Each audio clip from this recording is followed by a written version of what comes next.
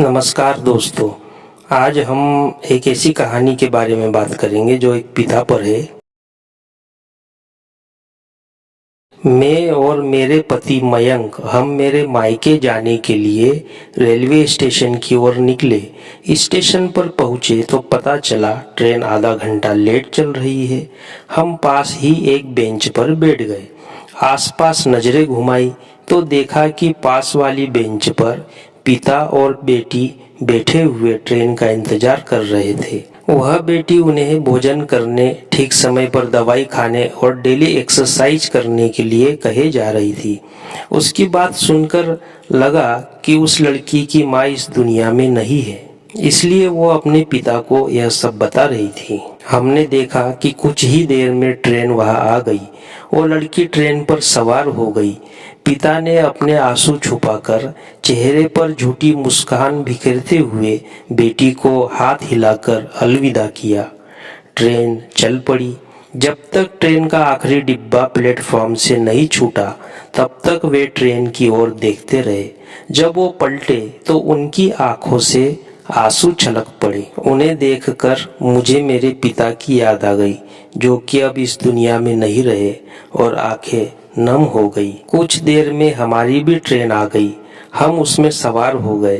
Train में समय गुजारने के लिए मैंने बगल में बैठे बुजुर्ग से बात करना शुरू किया और कहा कि आप कहाँ तक जाएं? बुजुर्ग ने कहा, इलाहाबाद तक। फिर मैंने मजाक में कहा कि कुंभ लगने में तो अभी बहुत टाइम है।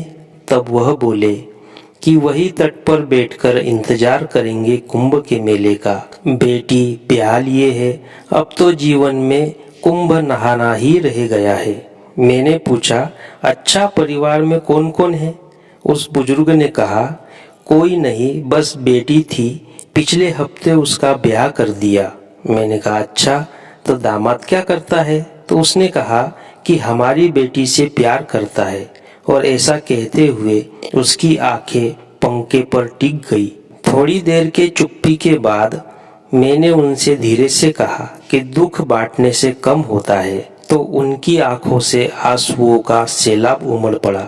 शायद उन्हें ऐसी किसी सांत्वना की आवश्यकता थी।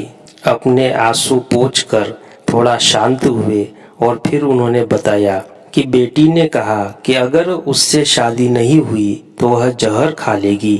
बिन माँ की बच्ची थी। उसकी खुशी के लिए सब कुछ जानते हुए भी मैंने हाँ कह दी और पूरे धूमधाम से शादी की व्यवस्था में जुट गया।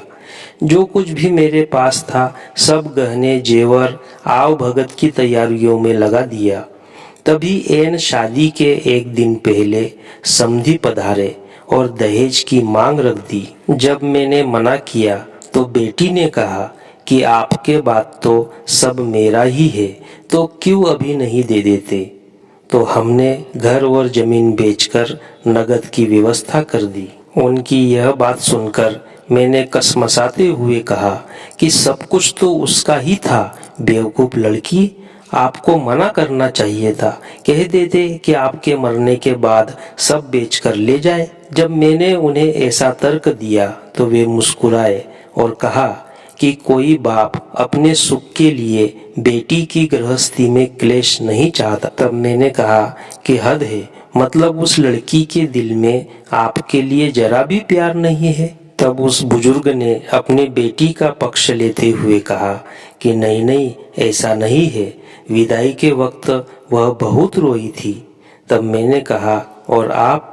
तब उस बुजुर्ग ने कहा, हम तो निष्ठुर आदमी हैं।